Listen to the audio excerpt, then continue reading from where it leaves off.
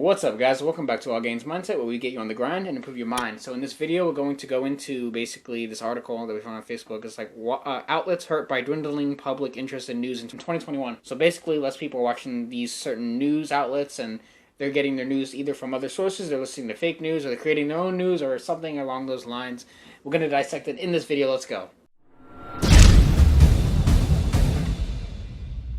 Alright guys, so what is going on with this dwindling news reporting viewership? Let's find out. So basically, a lot less people are like watching the news and stuff, and it's pretty obvious why. I think it's because there's so much misinformation and people battling over certain information, and it's either fake news, or he said this and she said that, or someone trying to debunk someone else, or this. There's a lot of things that are going on like the media right now. Now, it's also important to note, we need to look back through history, Vietnam. There's always been times in the world where the news has not shown you everything that you need to know for either certain reasons, or it could be a money thing. Remember, these stations, these news stations, get money by you watching them and you dissecting them and you spawning outrage over them, which causing other people to watch the news.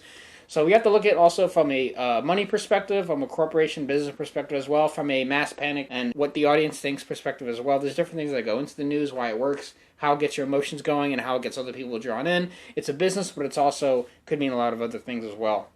Yeah, and also with the news starting to dwindle, it's more, I feel like it had started a while ago with, the rise of the social media stuff and the rise of social media with different independent news outlets, like bringing news through the social media platforms. We've seen that a lot, and it's been increasing lately, but ever since like 2016, ever since like that 2016 election, the social media platforms have actually now kind of tried hurting those independent platforms to, try to give them like, the fact checks and all that other shit to make it so the bigger news outlets like Fox, ABC, NBC, CNN, all those types of news networks have more, try to get more viewers because they want to show them as like they're like the way to get news, because no one watches TV anymore. Let's be real. No one really watches TV. People just go on Netflix. You shouldn't either, but people just mostly just go on Netflix, and they got rid of, a lot of people have gotten rid of the cable plans and their phone plans or whatever, and they just stick to the internet, so they just use things like Netflix, Disney Plus, whatever. And the way that they get their news is through social media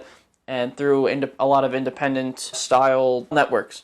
And with that, I feel like that's a good thing, because a lot of these news networks, like Andrew was saying, they're getting paid to really win, but they're also getting paid by specific political parties to put them in a higher light. So like, an example, CNN, I'm pretty sure, is more favorited towards a Democratic Party in the US, where Fox News Network is more slanted towards the Republican type party.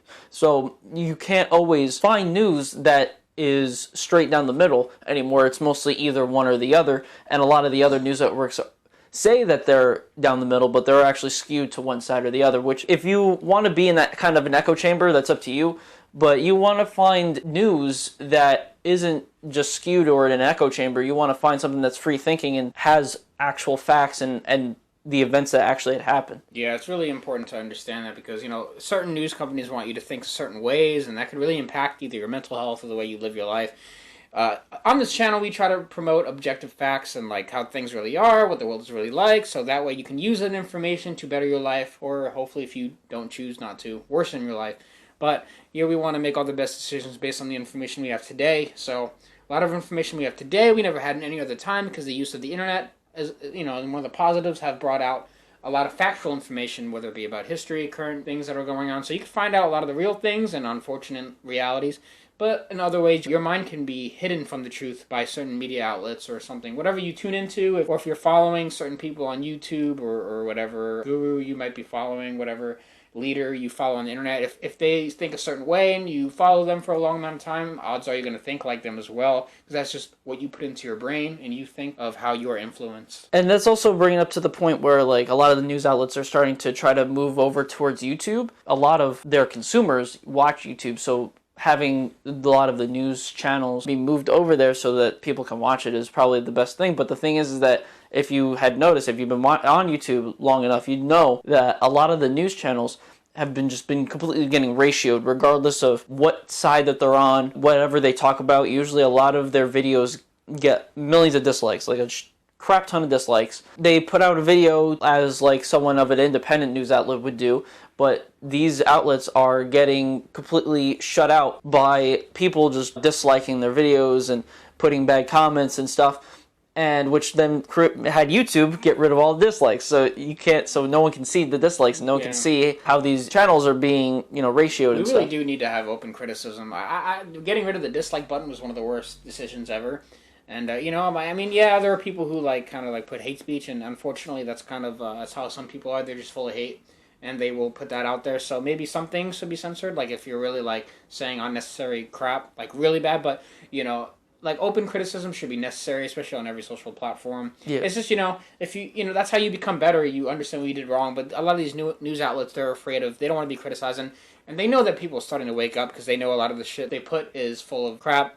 And they know that, and the viewers know. So I think one of the reasons they got rid of the dislike button, coincidentally, was because as soon as all these people are disliking the media videos, of course, and then they get rid of the dislike button. All these patterns, it all makes sense. It's all in a timeline.